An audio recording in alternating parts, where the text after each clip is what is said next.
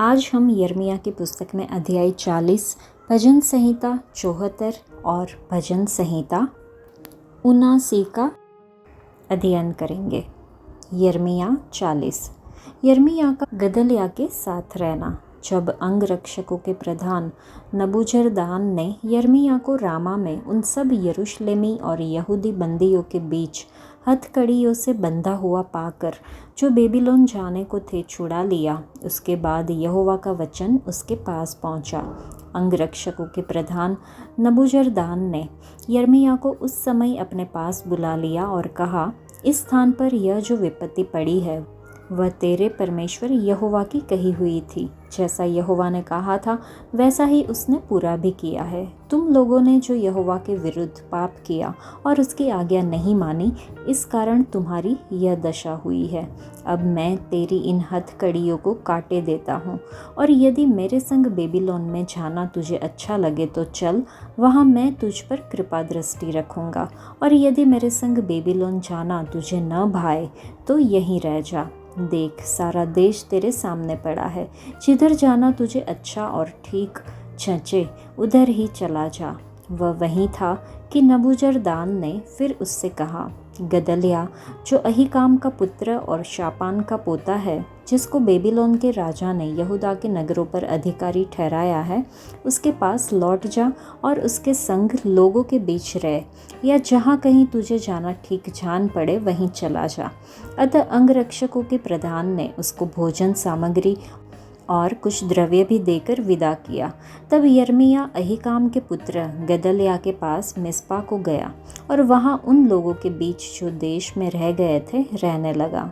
यहूदा देश का अधिकारी गदल्याह। योद्धाओं के जो दल देहात में थे, जब उनके सब प्रधानों ने अपने जनों समेत सुना कि बेबीलोन के राजा ने अहीकाम के पुत्र गदल्याह को देश का अधिकारी ठहराया है और देश के जिन कंगाल लोगों को वह बेबीलोन को नहीं ले गया, क्या पुरुष क्या स्त्री क्या बाल बच्चे, उन सबों को उसे सौंप दिया है, तब नतन्याह का पुत्र इश्माएल, कारेह के पुत्र योनातान और तन्हुसेत का पुत्र सराया, एपे नतोपवासी के पुत्र और किसी माकावासी का पुत्र याजन्याह अपने जनों समेत गदल्याह के पास मिस्पा में आए।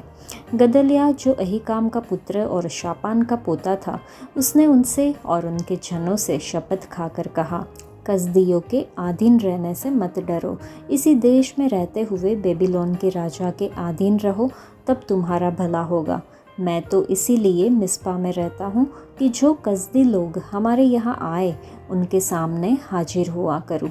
परंतु तुम दाख मधु और धूपकाल के फल और तेल को बटोर के अपने बर्तनों में रखो और अपने लिए हुए नगरों में बसे रहो।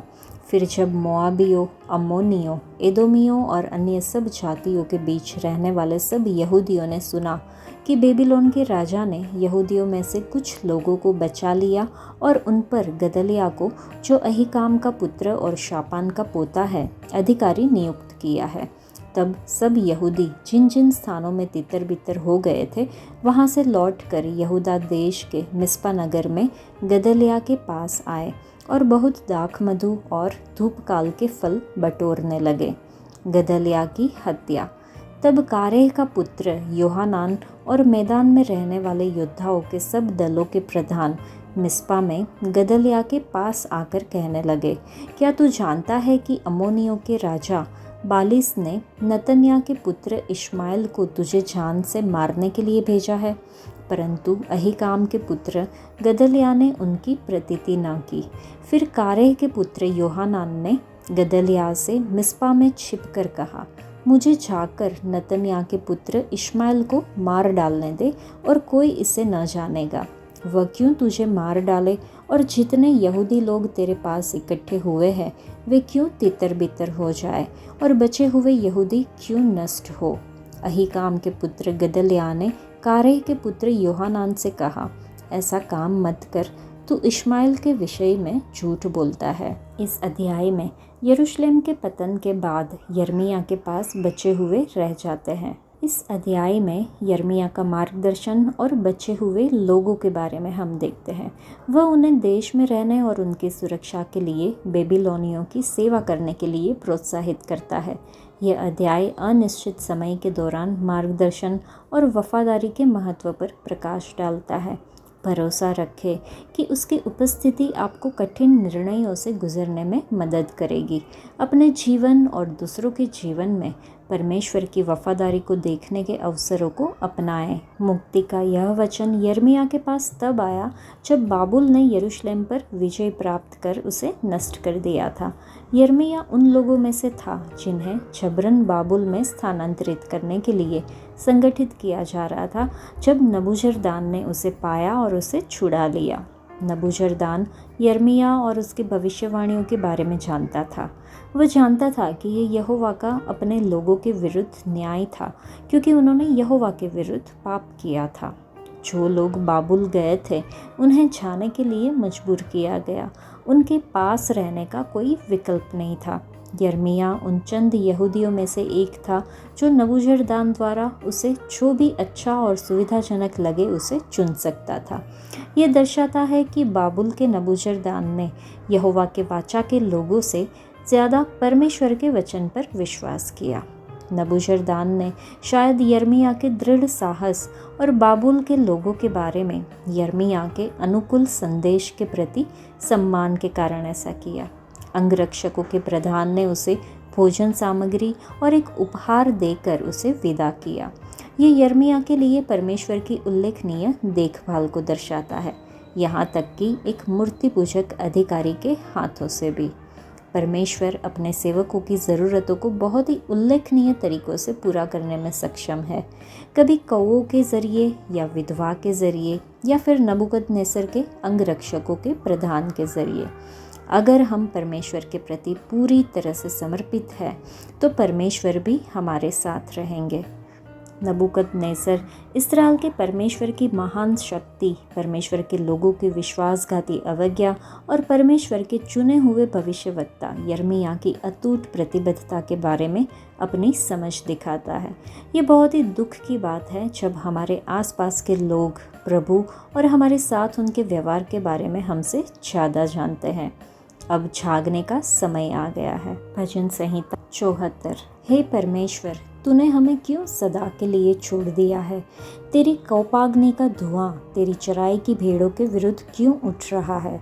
अपनी मंडली को जिसे तूने प्राचीन काल में मोल लिया था और अपने नीच भाग का गोत्र होने के लिए छुड़ा लिया था, और इस सिय्योन पर्वत को भी जिस पर तूने वास किया था स्मरण कर अपने डग अनंत खंडरों की ओर बढ़ा, अर्थात उन सब बुराइयों की ओर जो शत्रु ने पवित्र स्थान में की है। तेरे द्रोही तेरे पवित्र स्थान के बीच गरजते रहे हैं। उन्होंने अपनी ही ध्वजाओं को चिन्ह ठहराया है। वे उन मनुष्यों के समान थे जो घने वन के पेड़ों पर कुल्हाड़े चलाते हैं, और अब वे उस भवन की नक्काशी को कुल्हाड़ियों और हथौड़ों से बिल्कुल तोड़े डालते हैं। उन्होंने तेरे पवित्र स्थान को आग में झोंक दिया है और तेरे नाम के निवास को गिराकर अशुद्ध कर डाला है। उन्होंने मन में कहा है, हम इनको एकदम दबा दें। उन्होंने इस देश में परमेश्वर के सब सभा स्थलों को फूंक दिया है। हमको हमारे निशान नहीं देख पड़ते। अब कोई नबी नहीं रहा, न हमारे बीच कोई जानता है कि कब तक ये दशा रहेगी। हे परमेश्वर, द्रोही कब तक नाम धराई करता रहेगा? क्या शत्रु तेरे नाम की निंदा सदा करता रहेगा? तू अपना दाहिना हाथ क्यों रोके रहता है? उसे अपने पांजर से निकाल कर उनका अंत कर दे। परमेश्वर तो प्राचीन काल से मेरा राजा है, वह पृथ्वी पर उद्धार के काम करता आया है। तूने तो अपनी शक्ति से समुद्र को 2 भाग कर दिया। तूने तो जल में मगरमच्छों के सिरों को फोड़ दिया। तूने तो लिव्यातानों के सिर टुकड़े टुकड़े करके जंगली जंतुओं को खिला दिए। तूने तो सोता खोल कर जल की धारा बहाई। तूने तो 12मासी नदियों को सुखा डाला। दिन तेरा है, रात भी तेरी है। सूर्य और चंद्रमा को तूने स्थिर किया है। तूने तो पृथ्वी की सब सीमाओं को ठहराया। धूपकाल और जाड़ा दोनों तूने ठहराए हैं। हे यहोवा, स्मरण कर कि शत्रु ने नाम धराई की है और मूढ़ लोगों ने तेरे नाम की निंदा की है। अपने पिंडुकी के प्राण को वन पशु के वश में न कर। अपने दिन जनों को सदा के लिए न भूल। अपनी वाचा की सुधि ले, क्योंकि देश के अंधेरे स्थान अत्याचार के खरों से भरपूर है। पिसे हुए जन को अपमानित होकर लौटना ना पड़े। दीन और दरिद्र लोग तेरे नाम की स्तुति करने पाए। हे परमेश्वर, उठ, अपना मुकदमा आप ही लड़। तेरी जो नाम धराई मूढ़ द्वारा दिन भर होती रहती है, उसे स्मरण कर। अपने द्रोहियों का बड़ा बोल न भूल। तेरे विरोधियों का कोलाहल तो निरंतर उठता रहता है। यह भजन इस्राएलियों की पीड़ा को दर्शाता है, जैसे वे मंदिर के विनाश पर विलाप करते हैं। भजनहार ने बड़े संकट के समय में परमेश्वर की उपस्थिति और सामर्थ्य पर सवाल उठाया है। उदासता के बावजूद भजनहार आखिर सृष्टि में परमेश्वर की पिछली वफादारी और सामर्थ्य को याद करता है, ये पुष्टि करते हुए कि अभी भी परमेश्वर के नियंत्रण में सब है।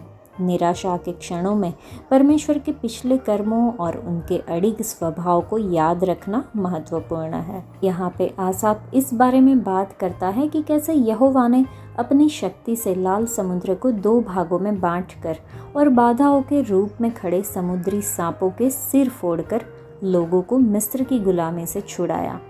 लाल समुद्र कैसे 2 भागों में बट गया।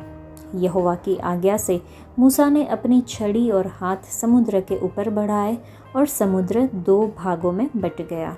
हमारे जीवन में जिस तरह इस्राएलियों को मिस्र की गुलामी से छुड़ाया गया था, उसी तरह हमें भी पाप के बंधन से छुड़ाया गया है। हम भी लाल समुद्र की तरह चुनौतियों और बाधाओं का सामना कर रहे हैं। हमें परमेश्वर के वचन मतलब कि छड़ी को थाम कर अपना हाथ आगे बढ़ाना चाहिए। प्रभु द्वारा दिए गए अधिकार और वादों को लागू करते हुए उन चुनौतियों और बाधाओं पर जिनका हम सामना करते हैं। तब यहोवा ने एक तेज पूर्वी हवा भेजी, जिससे पानी 2 भागों में बट गया और सूखी जमीन रह गई। पानी उनके दाएं और बाएं दीवार की तरह खड़ा हो गया और इस्राएलियों ने सूखी ज़मीन पर समुद्र पार किया। इसी तरह हमारे जीवन में पवित्र आत्मा, जिसका प्रतीक पूर्वी हवा है, वहाँ भी रास्ता बनाएगी जहाँ कोई रास्ता नहीं दिखता, जिससे हम मुश्किलों से बिना किसी नुकसान के सूखी ज़मीन पर चल पाएंगे। लिखा है, तूने पानी में समुद्री सांपों के सिर फोड़ दिए। समुद्री सांप दुश्मन शैतान का प्रतिनिधित्व करते हैं। अपनी सामर्थ्य से यहोवा परमेश्वर ने इन सांपों के सिर कुचल दिए। जब हम वचन छड़ी को आगे बढ़ाते हैं और परमेश्वर के अधिकार और वादों को लागू करते हैं, तो पवित्र आत्मा न केवल बाधाओं को तोड़ देंगे, बल्कि समुद्री सांपों के सिर हमारे जीवन में से दुश्मन की योजनाओं और कार्यों को भी कुचल देंगे। हाँ, प्रभु खुद हर बाधा और अवरोध को तोड़ देंगे और हमें बाधाओं से परे ले जाएंगे और हमें दुश्मन पर विजय दिलाएंगे। भजन संहिता 79। हे परमेश्वर, अन्य जातियाँ तेरे निज भाग में घुस आई। उन्होंने तेरे पवित्र मंदिर को अशुद्ध किया और यरूशलेम को खंडर बना दिया है। उन्होंने तेरे दासों के शवों को आकाश के पक्षियों का आहार कर दिया और तेरे भक्तों का मांस वन पशुओं को खिला दिया है।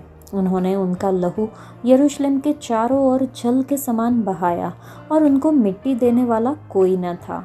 पड़ोसियों के बीच हमारी नामधराई हुई।